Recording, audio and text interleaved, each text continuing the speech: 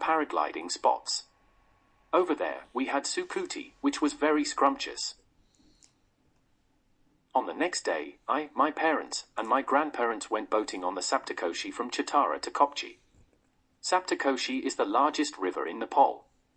Its name means 7 rivers because it is made of 7 rivers: Tama River, Arun River, Sumkoshi, Dudkoshi, Tamakoshi River, Liku Kola, and Indravati. I enjoyed the boat trip as it was very adventurous. On Saturday, we went to 3 temples, the Buddha Subba, the Dantakali, and the Pindisa Mandir. I felt surprised because of the crowds that appeared there. It's a good thing they are all wearing masks to protect themselves from COVID. They were also worshipping the gods and they processed rituals. I even felt tranquil and calm over there. On the same night, I went to my Kima's wedding reception party, where people danced and sang. I felt very joyful and excited to have fun over there. Next morning, I traveled with my parents to the Biratnagar airport to fly to Kathmandu. While we were in the waiting area, my mum lost her diamond rings. She didn't realize it until we were in the plane. From above, we can see the Himalayan range and the whole town of Dharan. After we landed in Kathmandu, we went to my dad's ancestors' village via jeep. On the road, I felt very exhausted as it took so many miles to get there and the road is not good. Also, there wasn't much to observe and look at. It was nighttime when we arrived at my dad's uncle's house in Dhaka.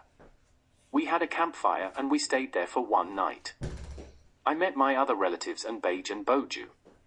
The weather was cold. I then saw a traditional Nepalese kitchen in Dhaka for the first time in my life. It looks very engaging and compulsive.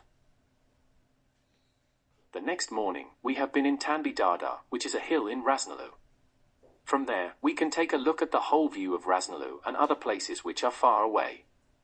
Unfortunately, we couldn't see the Himalayan range because of the clouds that were blocking it. Overall, I was very delighted with the interesting view. On the top of Tanbi Dada, we saw a temple, which was under construction. Furthermore, we saw a Buddhist mandir on the next corner.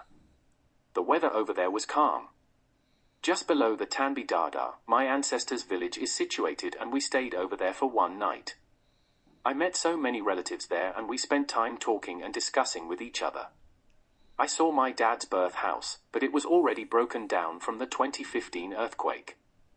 The temperature was in my ancestors' village was absolutely cold, though I was very surprised to meet my ancestors' relatives for the first time. I felt like I wanted to stay there for more than one night, but we had to go back to Kathmandu to do PCR tests for our return flights. We stayed at Nilima Kima's house in Kathmandu for a few days.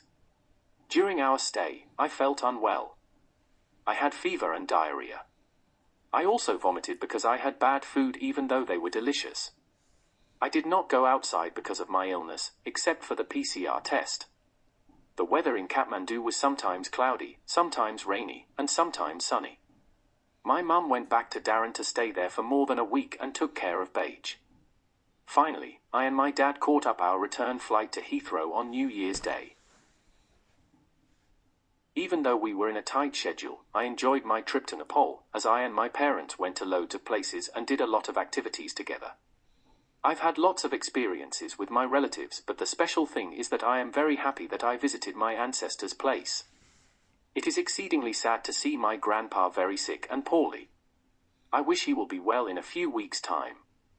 I have seen a few roads which are under constructions, so in the near future, I hope that the roads will be fixed and built and will take less time to get to places.